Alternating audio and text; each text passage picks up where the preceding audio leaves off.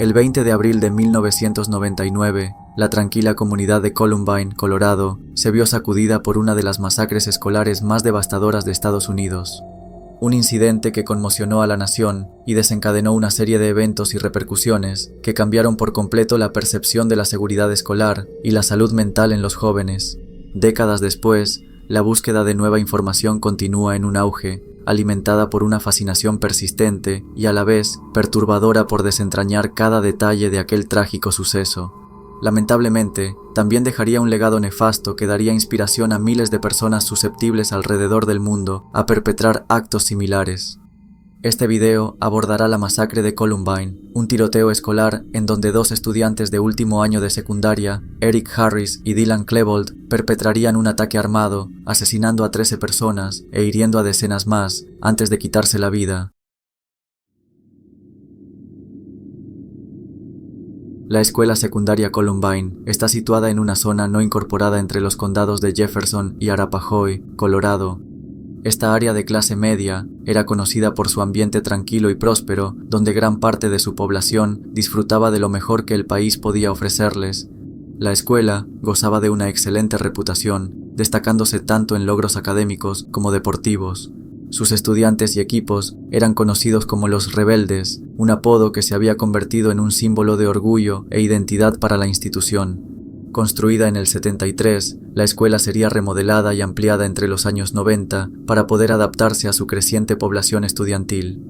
La ampliación dejaría al edificio con más de 20.000 metros cuadrados, distribuidas en 75 aulas, 2 niveles, espacios especializados a diferentes disciplinas y distintas áreas comunes. Esa mañana del 20 de abril de 1999 comenzaría como cualquier otra. Los estudiantes llegaban preparándose para sus clases y actividades cotidianas. Con solo semanas para la graduación, el ambiente estaba cargado de anticipación y planes para el futuro. Sin embargo, nadie imaginaría que en cuestión de horas, la escuela se convertiría en el escenario de uno de los incidentes más infames de la historia. A las 11:19 de la mañana, el departamento de policía de Littleton recibiría una alerta de explosión e incendio en un área abierta ubicada en West Elmhurst Drive.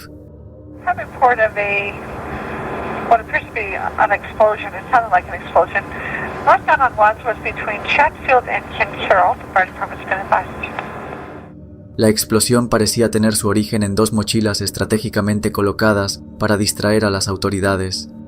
En su interior, estas mochilas albergaban dispositivos y componentes ensamblados, los cuales se activaron cuando uno de los trabajadores del lugar, con la intención de despejarlas del camino, decidió moverlas. El simple movimiento desencadenó un zumbido inquietante, seguido de un par de explosiones que, según testigos, dieron paso a una bola de fuego que se elevó por los cielos, generando un incendio en la zona. Lo que los atacantes habían planeado surtiría efecto. Mientras los oficiales acudían a investigar el incidente, una masacre sin precedentes comenzaba a desarrollarse a pocos kilómetros de distancia. Pero antes de adelantarnos, volvamos un momento a explorar los detalles de lo que realmente tenían planeado. Eric Harris y Dylan Klebold concibieron su ataque principalmente como un atentado con bombas. El plan era claro y meticuloso. Primero detonarían los explosivos para sembrar el caos dentro de la escuela y, mientras las víctimas intentaban escapar, abrirían fuego indiscriminadamente. Con esta estrategia, buscaban maximizar la devastación, dejando un rastro de horror que resonaría mucho más allá de aquel día. En una agenda de Eric, Dylan escribiría lo siguiente: levantarse a las 5 de la mañana, encontrarse en King Soopers a las 6, a las 7:15, Eric sale a llenar los tanques de propano, yo salgo a cargar gasolina, a las 8:30, encontrarnos nuevamente en la casa de Eric, a las 11, ir a la escuela, a las 11:12, esperar cerca de los autos y equiparse. Algo similar sería escrito por Dylan en su diario: entrar y colocar las bombas a las 11:09 para que detonen a las 11:17, conducir hasta Clement Park y prepararse, estacionar los coches y colocar las bombas en los autos para las 11:18. Cuando exploten las primeras bombas, atacar. Los atacantes contaban con un gran arsenal de armas, municiones y explosivos. Eric portaba 2 cuchillos, una carabina y una escopeta recortada de bombeo. Dylan llevaba 2 cuchillos, una Tec-9 sujetada a una correa de hombro y una escopeta recortada de 2 cañones. Los dos vestían gabardinas negras, bajo las cuales ocultaban parte de su armamento. En cuanto a la vestimenta, estos portaban elementos que reflejaban su personalidad. Eric vestía una camiseta blanca con la frase «Selección natural», haciendo alusión al concepto darwinista que postula la supervivencia de los mejores adaptados. Dylan, por su parte, vestía una camiseta negra con la palabra «ira» estampada en rojo y una gorra negra de los Boston Red Sox puesta al revés. Ambos acordaron un conjunto de señales para coordinarse durante el ataque: bombardeo, agitar el puño, policías avistados, agitar la mano, apuntar a la cabeza con la pistola. Después de colocar las bombas de distracción, se dirigieron a la escuela Columbine para instalar 2 grandes bombas de propano en la cafetería. Ambos artefactos fueron ocultados dentro de 2 bolsas de lona llenas de ropa, una estrategia pensada para evitar sospechas, incluso si alguien decidía inspeccionarlas. Cada bolsa contenía además bombas de tubo, baterías, contenedores de gasolina y, como elemento principal, 2 tanques de propano de hasta 9 kilogramos.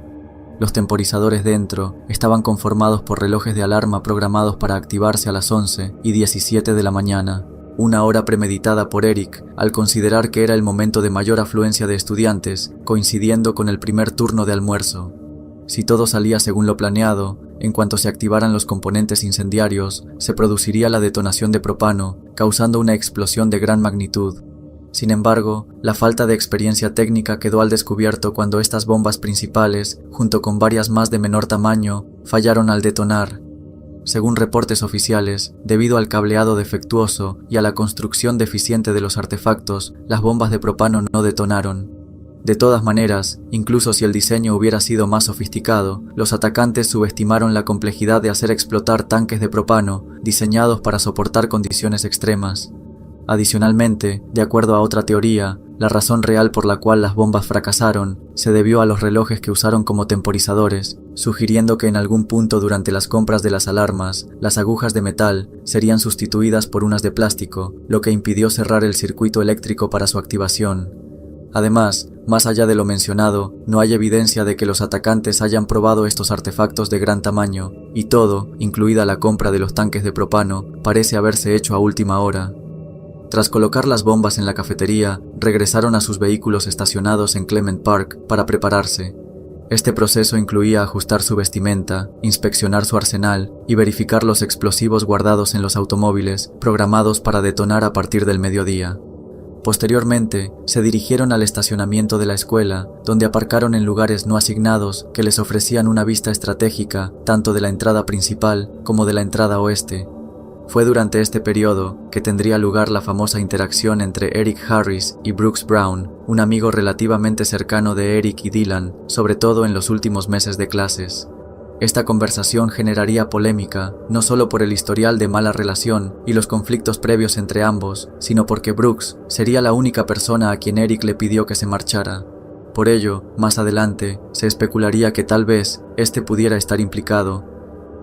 What the hell is wrong with you, man? You weren't in third hour. You missed the test. It doesn't matter anymore. Then he looked at me. I said, dude, you missed the huge test. He said it didn't matter anymore. And then he looked at me and he said, Brooks, I like you now. Get out of here, go home. Go home. Conforme pasaron los minutos sin que se produjera ninguna explosión, los atacantes confusos decidieron dar inicio a la masacre. Alrededor de las 11:19 de la mañana, se oiría el primer grito de «¡Vamos! ¡Vamos!», al parecer de Eric Harris, seguido de disparos y estallidos.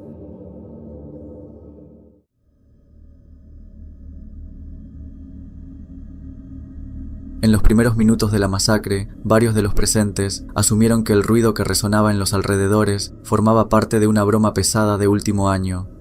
Este tipo de bromas eran comunes en escuelas de todo el país, donde alumnos mayores solían gastarles bromas a los más jóvenes. Sin embargo, la realidad no podría haber estado más lejos. Las primeras víctimas de la masacre serían Richard Castaldo y Rachel Scott, 2 estudiantes de tercer año que se encontraban almorzando en el pasto de la escuela. Eric Harris y Dylan Klebold los divisarían mientras avanzaban por las escaleras y, sin pensarlo 2 veces, dispararían sobre ellos. Richard Castaldo lograría sobrevivir, pero quedaría paralizado de la cintura hacia abajo. Rachel Scott, en cambio, no tendría la misma suerte, recibiendo 4 impactos de bala que acabarían con su vida. Los siguientes alumnos en recibir disparos serían Daniel Rohrbaugh, Sean Graves y Lance Kirklin. Sean Graves y Lance Kirklin quedarían críticamente heridos. Daniel Rohrbaugh, por otro lado, moriría a manos de Eric. Inicialmente, la muerte de Daniel Rohrbaugh sería atribuida a Dylan e incluso a disparos accidentales de los propios policías.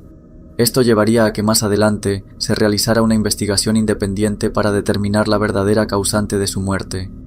Este incidente se convirtió en uno de los primeros casos señalados de negligencia y encubrimiento por parte de las autoridades. El siguiente movimiento de Dylan fue entrar a la cafetería, y aunque no se sabe el motivo exacto, posiblemente lo hizo con la intención de verificar por qué las bombas no habían detonado.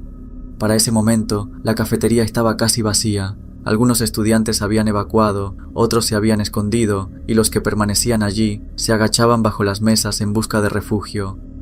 Dylan pasó muy poco tiempo dentro y regresó nuevamente con Eric, quien continuaba abriendo fuego contra otros estudiantes, hiriendo a 4 más en el proceso.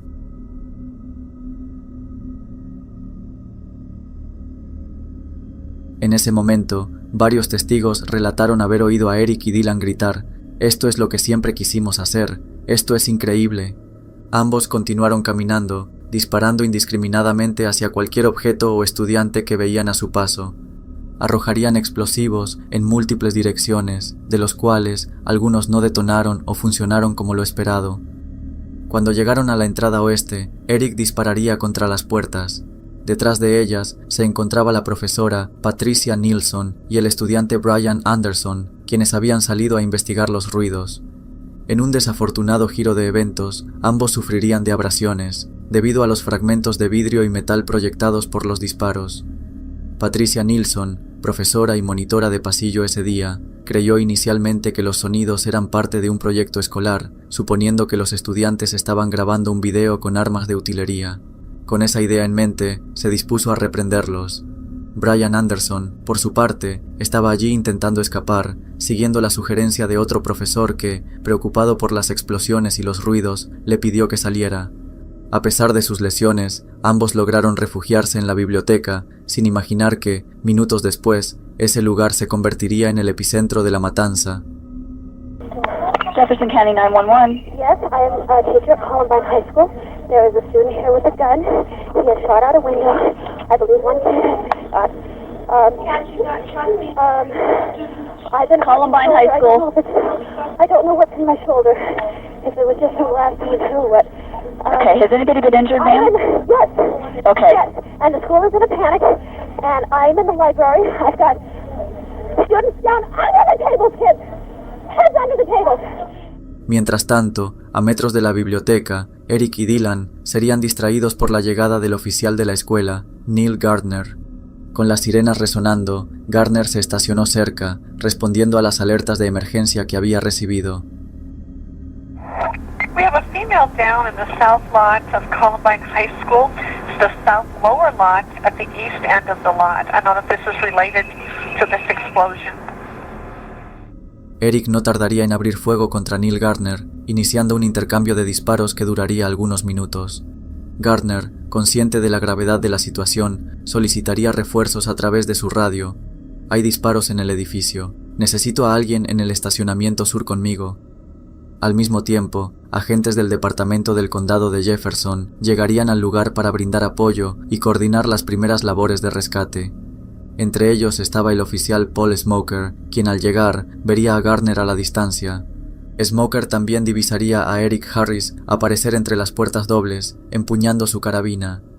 Smoker reaccionaría de inmediato, devolviendo el ataque con una serie de disparos. A pesar de este enfrentamiento intenso, nadie resultaría herido. Dentro de la escuela, Eric Harris y Dylan Klebold avanzarían por los pasillos, disparando contra estudiantes, casilleros y ventanas. En medio de la multitud corriendo, los atacantes herirían a Stephanie Manson de un disparo en el tobillo izquierdo. Poco después, regresaron al punto por donde ingresaron y se dirigieron al corredor sur, donde se encontrarían con el profesor Dave Sanders. Momentos antes, Dave Sanders había estado recorriendo la escuela, advirtiendo y manteniendo a salvo a sus estudiantes, sin conocer la magnitud del peligro al que se enfrentaba. Aunque el docente intentó escapar corriendo en dirección opuesta, sería alcanzado por 2 disparos que impactaron en su espalda y cuello, perforando arterias vitales y provocando una grave hemorragia. A pesar de sus heridas, Dave logró arrastrarse hasta la esquina del pasillo de ciencias, donde sería auxiliado por el profesor Richard Long, quien lo trasladó a un aula cercana. Allí, junto a decenas de alumnos y profesores, intentarían salvarle la vida. Improvisaron torniquetes con camisetas y le mostrarían fotografías de su familia para mantenerlo consciente. Sin embargo, pese a los esfuerzos, Dave fallecería tras varias horas de agonía. En noviembre de 2001, la hija de Dave Sanders recibiría $1,5 millones después de demandar a la Junta de Comisionados del condado. La hija alegó que las autoridades sabían que los atacantes ya estaban muertos y por tanto tenían la obligación de ingresar para rescatar a su padre, algo que no hicieron, incurriendo en negligencia. Entre las pruebas presentadas estaban las constantes comunicaciones entre el aula y los agentes, quienes conocían la condición crítica de Sanders. Se señaló que algunos oficiales ocultaron información sobre su estado, asegurando repetidamente que la ayuda médica estaba en camino. Incluso, se relató el acto de una profesora que colocó un cartel en la ventana con la frase "One bleeding to death", uno desangrándose. A pesar de ello, las autoridades alegaron que este mensaje no era lo suficientemente claro o estaba mal posicionado para ser visto.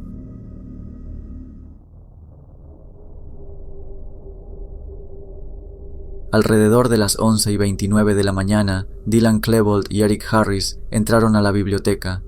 Eric disparó contra la puerta principal, causando que fragmentos de madera de unos escritorios alcanzaran a Evan Todd, quien se encontraba detrás de una fotocopiadora.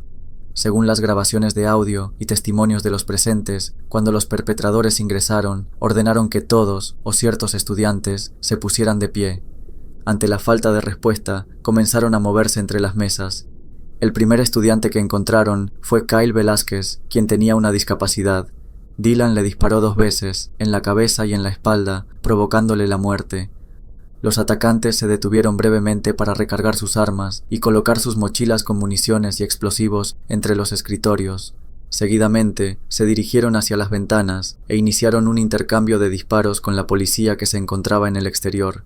Este enfrentamiento, al igual que en el anterior, no resultaría en afectados. Dylan sería el primero en cesar el fuego contra la policía y después de quitarse su gabardina negra, disparó contra 3 estudiantes que se ocultaban. Cuando Eric también dejó de disparar hacia el exterior, se movió hacia una mesa con computadoras y desde esta posición disparó contra Steve Curnow, causándole una herida mortal en el cuello. Inmediatamente después, hirió a Casey Ruexeger. Cuando Casey se quejó del dolor, Eric respondió diciendo "Quit bitching". Eric se acercó a otra mesa donde, después de golpear suavemente la superficie y decir "peekaboo", dispararía fatalmente contra Cassie Bernal. El retroceso de la escopeta le golpearía la cara, ocasionándole una hemorragia nasal. Los testigos reportarían que Eric se veía aturdido y que parecía beber de su propia sangre. Sin interrupción, se dirigió hacia Bri Pascual, una estudiante que se encontraba sentada, y sin perder el tiempo, le preguntó si quería morir. Aterrada, Bri suplicó por su vida, a lo que Eric respondió con una risa sarcástica: "Todos vamos a morir". Dylan, al observar la escena, sugirió que le disparara, pero Eric se negó. Dylan, por el otro lado, encontró a Isaiah Schultz, Matthew Kechter y Craig Scott escondidos bajo una mesa. Gritando con desprecio: "Aquí hay un n-". Intentó sacar a Isaiah de su escondite. Eric dejó a Bri y se unió a Dylan. Juntos insultaron y ridiculizaron a Isaiah con comentarios raciales antes de que Eric le disparara en el pecho, matándolo. Matthew Kechter también sería alcanzado por un disparo, quedando gravemente herido, pero sin poder resistir a las heridas. Craig Scott, cubierto por la sangre de sus amigos, logró sobrevivir permaneciendo inmóvil. Dylan se desplazó hacia el lado este de la biblioteca, lastimando a Mark Kingen en el camino. Luego, abrió fuego contra una mesa donde estaban Lisa Kreutz, Lauren Townsend y Valin Schnurr. Insatisfecho de dejar heridos, disparó aún más contra Lauren Townsend con su Tech-9, asegurándose de acabar con su vida. Valin Schnurr, que estaba a un costado, gritaría Dios mío, Dios mío". Al escucharla, Dylan le preguntó si creía en Dios. Cuando ésta respondió que sí, Dylan respondería con sarcasmo: "Dios es gay". Por su lado, Eric lastimaría a Nicole Nolan y John Tomlin. Aunque inicialmente los dos sobrevivieron, cuando John Tomlin intentó escapar, Dylan lo descubrió y lo mataría de varios disparos. Eric seguiría avanzando por la biblioteca, hallando a nuevas víctimas. Esta vez encontraría a Kelly Fleming, una estudiante que estaba sentada, pues no había encontrado dónde esconderse. Sin dudarlo, le disparó en la espalda, asesinándola al instante. Cuando se dirigieron al centro de la biblioteca, se encontrarían con John Savage, un compañero de teatro de Dylan. Nervioso, John Savage preguntó, ¿qué están haciendo? Dylan, encogiéndose de hombros, respondió, «Oh, solo matando gente». Cuando John preguntó si lo iban a matar, Dylan, tras un momento de duda, le indicó que se fuera. John aprovechó la oportunidad y escapó corriendo. Alrededor de las 11:35 de la mañana, Eric disparó contra Daniel Mauser. Daniel intentaría resistir, empujando una butaca contra Eric y agarrando una de sus piernas, pero Eric reaccionó rápidamente disparándole a quemarropa en el rostro. Desconcertado, Eric siguió desplazándose, hiriendo a Jennifer Doyle y Austin Eubanks en el camino. Dylan haría lo mismo, impactando contra Corey DePutter y convirtiéndolo en la última víctima mortal de la biblioteca. Después de esto, ambos se dirigieron nuevamente al escritorio principal. Allí, Dylan vería a Evan Todd escondido. Agarrando su Tech-9, apuntaría directamente sobre él y le preguntaría si era un deportista. Evan Todd respondería con un rotundo no. «Eso es bueno, no nos gustan los deportistas», dijo Dylan, exigiéndole a continuación que mostrara su rostro.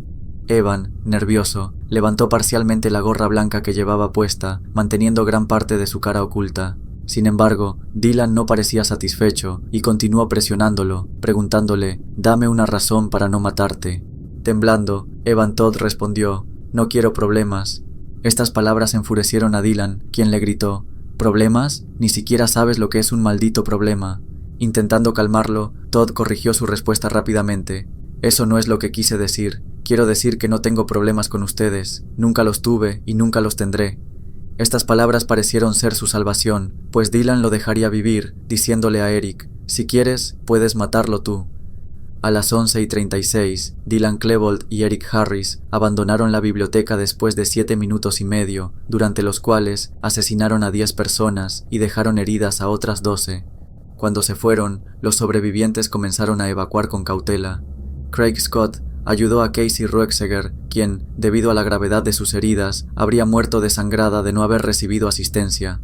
Patrick Ireland, inconsciente, y Lisa Kreutz, incapaz de moverse, permanecieron en la biblioteca, sin poder unirse a la evacuación.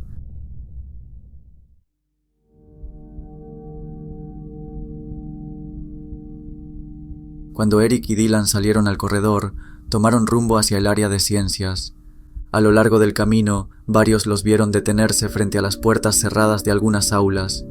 Los dos observaban a los estudiantes refugiados en su interior, llegando incluso a establecer contacto visual con algunos, pero de manera inexplicable no intentaron entrar ni causar más daño, a pesar de que tenían la oportunidad de hacerlo. Una profesora relató que los vio frente a la sala de almacenamiento de productos químicos. Desde su escondite, observó cómo colocaban un artefacto explosivo en la puerta del almacén. La detonación provocó un pequeño incendio, que fue rápidamente extinguido por un profesor que estaba refugiado en una sala cercana. Para entonces, el comportamiento de los atacantes había comenzado a volverse errático, como si hubieran perdido el propósito inicial que los impulsaba. Sus movimientos parecían desorganizados, sin un objetivo claro. A las 11:44, las cámaras de seguridad captaron a los dos agresores entrando a la cafetería. Eric Harris, agachado junto a la barandilla de la escalera, disparó contra una de las bombas de propano, mientras Dylan examinaba otra con aparente curiosidad. Dylan encendió un cóctel Molotov y lo lanzó sobre una de las bombas, intentando provocar la explosión que había fallado al inicio. Después, caminaron hacia la fila de servicio de comida. Un testigo que se escondía en el lugar recordó haber escuchado a uno de ellos decir, «Hoy se acaba el mundo, hoy es el día en que moriremos». A las 11:46, las cámaras los registraron saliendo de la cafetería. Justo cuando se alejaban, una de las bombas de propano detonó parcialmente, generando una explosión que inició un incendio. Se cree que el cóctel Molotov lanzado por Dylan encendió los líquidos inflamables conectados a la bomba y al galón de combustible. Las llamas se extendieron brevemente, pero los rociadores automáticos se activaron, controlando el fuego antes de que pudiera salirse de control. Mientras tanto, Eric y Dylan deambulaban por el segundo nivel, disparando de manera aleatoria por los corredores vacíos. Varios minutos después, las cámaras los captaron nuevamente en la cafetería. Dylan, empuñando su Tech-9, parecía inspeccionar los daños, mientras que Eric lo seguía. Luego, revisaron la cocina antes de abandonar el área. A las 11:59, regresaron al segundo piso y por segunda y última vez entraron a la biblioteca.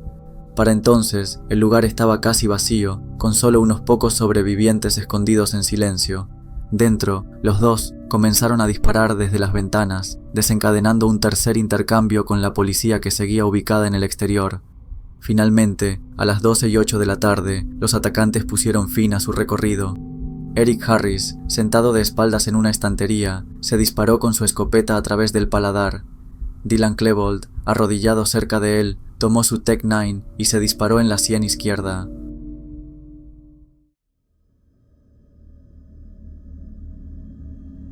Tras la muerte de ambos implicados, las autoridades enfrentaron un panorama de caos e incertidumbre absoluta.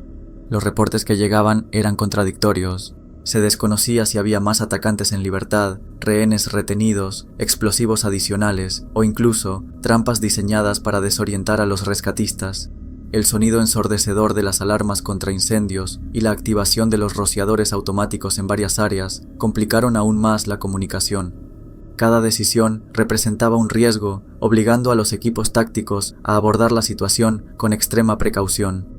Entre las muchas imágenes aéreas captadas, una escena en particular quedaría grabada dramáticamente en la memoria de los espectadores y rápidamente daría la vuelta al mundo. A las 2:22, cuando las autoridades aún no habían ingresado a la biblioteca, varios policías reportarían que una persona intentaba trepar hacia la ventana de la biblioteca desde el interior. No obstante, no había ninguna medida de seguridad para amortiguar su caída, salvo el concreto de la acera. 12 minutos después, luego de que el presidente Bill Clinton se pronunciara desde la Casa Blanca, Patrick Ireland sería visto intentando salir por la ventana. La escena, cargada de tensión y emoción, mostraría al equipo SWAT utilizando un camión como plataforma para rescatarlo desde el segundo piso. Patrick Ireland, herido y visiblemente agotado, caería en los brazos de dos oficiales. Este momento se convertiría en una de las imágenes más icónicas del incidente y un símbolo de resiliencia para la ciudad. Aunque la evidencia balística apunta a que solo hubo 2 atacantes, varios testigos afirmaron haber visto a otro tirador más, alimentando la teoría de un posible tercer asesino. Esta confusión puede explicarse en parte por la descripción inicial de los agresores, quienes fueron identificados como jóvenes, vestidos con gabardinas negras y cinturones voluminosos. Aunque esa descripción era correcta, Eric Harris se quitaría su gabardina minutos después de comenzar los disparos, dejando visible su camiseta blanca.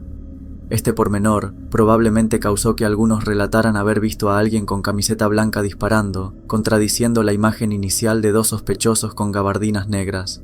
La confusión también se agravó debido a la presencia de un empleado de calefacción, quien trabajaba en el techo del colegio, reparando una fuga en el momento del ataque. Este hombre sería identificado en varias comunicaciones policiales como un posible sospechoso. Tras escuchar los disparos, el empleado cerró el acceso al techo desde el interior, alimentando aún más los rumores. En relación con los explosivos, las autoridades encontraron estos artefactos dispersos por toda la escuela. Pocas horas después, descubrieron que los vehículos de los perpetradores también contenían bombas adicionales. Las investigaciones se extendieron rápidamente a las residencias de ambos atacantes, donde se encontraron pruebas clave sobre la planificación del ataque y materiales para la fabricación de incendiarios. En la casa de los Harris, las autoridades encontraron una vivienda distribuida en 3 niveles. El nivel superior albergaba las habitaciones de los padres y del hermano de Eric, junto a una sala de computadoras. El nivel principal incluía la cocina, la sala de estar y otras áreas comunes, mientras que el nivel inferior, que funcionaba como sótano y garaje, era el dominio privado de Eric. El sótano, que incluía su habitación y un baño propio, ofrecía un nivel de privacidad significativo. Dentro, las autoridades encontraron una mayor cantidad de evidencia incriminatoria. Durante las primeras inspecciones, la búsqueda sería interrumpida debido a un fuerte olor a gas proveniente del sótano, lo que obligó a evacuar la casa por temor a una explosión. Luego de ventilar el área y asegurar la vivienda, las autoridades reanudaron la investigación. Un detalle que generó controversia fue la resistencia inicial de la madre de Eric a permitir que la policía inspeccionara la habitación de su hijo. Esto levantó cuestionamientos como ¿por qué los padres no percibieron el fuerte olor a gas? ¿Y por qué no revisaban regularmente su habitación, especialmente considerando su historial problemático? En la casa de los Klebold, las autoridades encontraron 6 dispositivos explosivos dentro de una caja gris de metal ubicada en la habitación de Dylan, además de fuegos artificiales y municiones. La colocación de las bombas en la cafetería sigue siendo tema de debate y especulación debido a las lagunas en la cronología y a las grabaciones incompletas de las cámaras de seguridad. Según la versión oficial, las bombas habrían sido colocadas entre las 11:14 y las 11:22 de la mañana. No obstante, las cámaras no capturarían el momento exacto en el que se dejaron estos explosivos, lo que generó dudas y dio pie a teorías alternativas. El vacío en los videos se adjudicó a un retraso por parte del custodio, encargado de cambiar las cintas. La primera grabación terminó a las 11:14, pero el proceso de cambio se demoró y la nueva cinta comenzaría a grabar minutos después. Para ese momento, ya se podían observar lo que las autoridades dirían como 2 bolsos grandes que anteriormente no estaban presentes. Sin embargo, en años recientes se presentaría evidencia que podría ofrecer una explicación más coherente. De acuerdo con el descubrimiento, las cámaras de seguridad sí habrían captado a los atacantes dejando las bombas, aunque en un momento previo al intervalo oficial documentado. Las grabaciones muestran lo siguiente. A las 10:58 de la mañana, una figura que se presume es Eric Harris ingresa al área de la cafetería llevando un bolso grande. Minutos después, se le ve saliendo. A las 10:59, otra figura, aparentemente Dylan Klebold, entraría también con un bolso. Ese individuo alto, con una gorra y una camiseta identificable, coincidía con Dylan, ya que la camiseta sería la misma que más tarde se encontraría en su coche. Este ajuste encaja mejor con la cronología de los eventos y explica cómo lograron colocar los explosivos sin las incongruencias en el tiempo, planes y testimonios. Si esta teoría resulta legítima, plantea serias dudas sobre la precisión de la investigación oficial y el manejo de las pruebas en la reconstrucción de los hechos. Aunque no modifica los resultados trágicos, podría proporcionar una perspectiva más clara de lo que realmente ocurrió.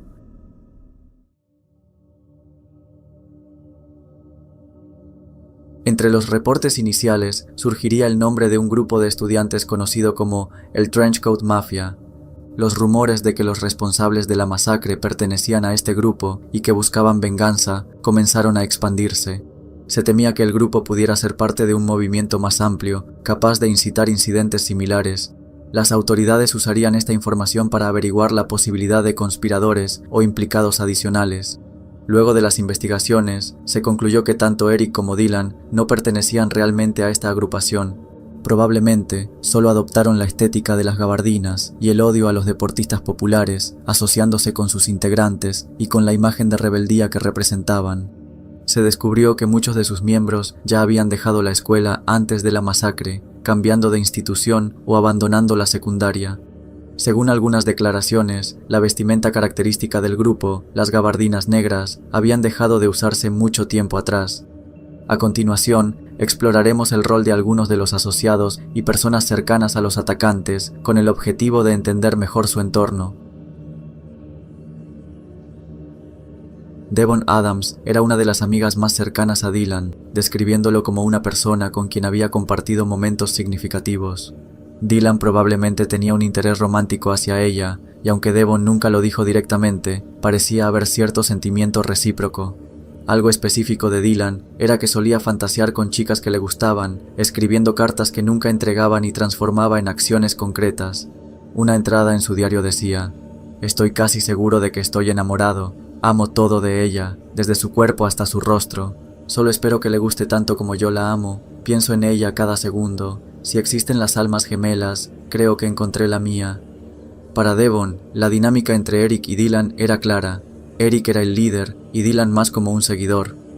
Dijo que Eric tenía la costumbre de nombrar a sus bombas y destacó la admiración que ambos tenían por la película Natural Born Killers, citando como conocían de memoria gran parte de sus diálogos.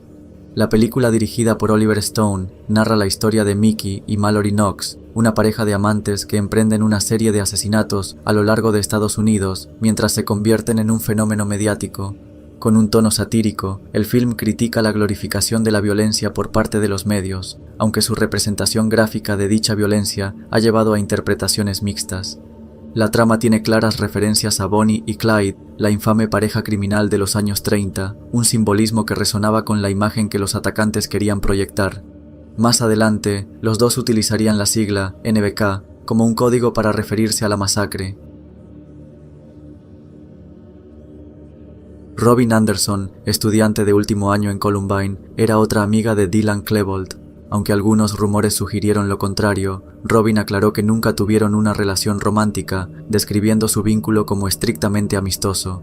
Robin visitaba con frecuencia la casa de Dylan para estudiar y ver películas, describiéndolo como alguien que, a pesar de parecer rudo al principio, tenía un corazón cálido. En una muestra de esa amistad, lo invitó al baile de graduación, que tendría lugar 3 días antes de la masacre. Robin recuerda cómo Dylan parecía contento y se sorprendió al verlo bailar. En cuanto a Eric, Robin señaló que no tenía una amistad cercana con él y que rara vez hablaban fuera de la escuela. Aseguró que nunca vio nada extraño relacionado con explosivos y cuando se le preguntó sobre la relación que tenían con los deportistas, dijo que nunca observó incidentes de violencia directa. Aunque nada extraño resaltaba en Robin Anderson, se descubrió que desempeñaría un papel importante en la obtención de 3 armas utilizadas en el ataque. Específicamente, ayudaría con la adquisición de la carabina y las 2 escopetas. Según sus palabras, Dylan y Eric habían intentado comprar armas, pero al ser menores, la ley les prohibía comprarlas directamente. Por ello, necesitaban a alguien mayor de edad que actuara como intermediario. Robin, quien había cumplido 18 años recientemente, accedió a facilitar la compra. Declaró que nunca creyó que usarían las armas para algo ilegal, incluso les preguntó si tenían intención de dispararle a alguien o usarlas para algún acto delictivo, a lo que ellos respondieron que no eran tan estúpidos como para hacer algo así. En los juicios que se hicieron, Robin no enfrentó cargos legales debido a las leyes laxas de Colorado en ese momento. De acuerdo a la legislación, no era ilegal que un adulto adquiriera armas largas de un vendedor privado en nombre de menores. Por esta razón, legalmente no se le podía imputar ningún delito, aunque no todos tuvieron la misma suerte. Mark Maynes, por ejemplo, la persona a quien le vendió la Tec-9 a Dylan en enero de 1999 y 2 cajas de munición a Eric la noche anterior al ataque, sería declarado culpable y condenado a 6 años de prisión. Philip Duran, por otro lado, sería sentenciado a 4 años y medio de prisión por ser la persona que les presentó a Mark Maynes para la compra de estos artículos. Con todo y eso, Mark Maynes y Philip Duran negaron tener conocimiento de los planes de Harris y Klebold. Brooks Brown desempeñó un papel crucial en la narrativa, no solo por su relación previa con los atacantes, sino también por haber sido la última persona en interactuar con Eric Harris minutos antes del ataque. Aunque Brooks tenía un historial conflictivo con Eric, la breve conversación que tuvieron ese día dejó entrever que de alguna manera Eric decidió perdonarle la vida. Brooks recordó que estaba debatiendo si asistir a su última clase o regresar a casa. Se sentía agotado y deseaba aprovechar del día soleado. Mientras caminaba por las afueras de la escuela, notó que Eric estacionó su auto en un lugar no asignado, lo cual llamó su atención. Intrigado por su comportamiento y su ausencia en el examen de filosofía china esa mañana, decidió confrontarlo. Mientras conversaban, Eric sacó un bolso azul del maletero y tras una pausa, lo miró directamente y le dijo: «Brooks, me caes bien ahora, vete de aquí, regresa a casa». Confundido, Brooks decidió marcharse. Mientras caminaba por Pierce Street, comenzó a escuchar explosiones y disparos provenientes de la escuela. Fue entonces cuando comprendió que algo terrible estaba ocurriendo. En completo pánico, corrió hacia las casas cercanas, tocando puertas y rogando por ayuda. Su mente estaba nublada por el miedo mientras los ecos de los disparos resonaban a la distancia. Eventualmente, una profesora que lo conocía abrió la puerta y, alarmada por su estado, le permitió usar su teléfono. Desde ese lugar, Brooks le marcó a su padre. Cuando se comenzaron a hacer las investigaciones, Brooks se convirtió en objeto de sospechas. Aunque cooperó plenamente y no se encontró evidencia que lo relacionara con el ataque, el hostigamiento policial persistió. Su familia atribuyó este trato a la incompetencia de las autoridades, quienes, según ellos, buscaban desviar la atención de sus propios errores al buscar culpables externos. El padre de Brooks, Randy Brown, se convirtió en un defensor activo de la transparencia en la investigación. luchó por la publicación de documentos oficiales del caso y señaló haber proporcionado avisos previos sobre el comportamiento de Eric. Nate Dykeman, otro de los amigos más cercanos de Dylan Klebold y Eric Harris, los conoció por primera vez en 8º grado luego de mudarse a la ciudad. Su vínculo con la familia Klebold era tan estrecho que consideraba a los padres de Dylan como sus segundos padres.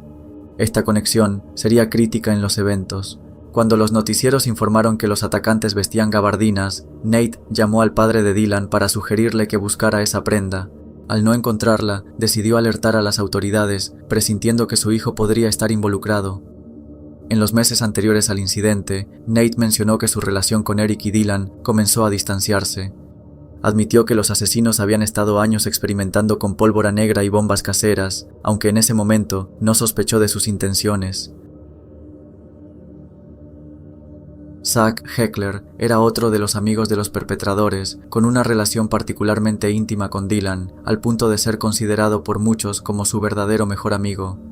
En su diario, Dylan se refiere a Zach como su mejor amigo, lo que refuerza esa percepción y añade matices interesantes a la dinámica entre los involucrados.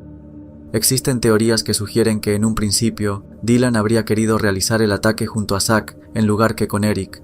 Esta posibilidad plantea una perspectiva distinta. Mientras que Eric suele ser visto como el cerebro detrás del ataque y Dylan como el seguidor, esta narrativa podría invertirse parcialmente. Dylan parece haber tenido una vida social más amplia y una relación más personal con Zach, mientras que Eric pudo haber sido más dependiente emocionalmente de Dylan.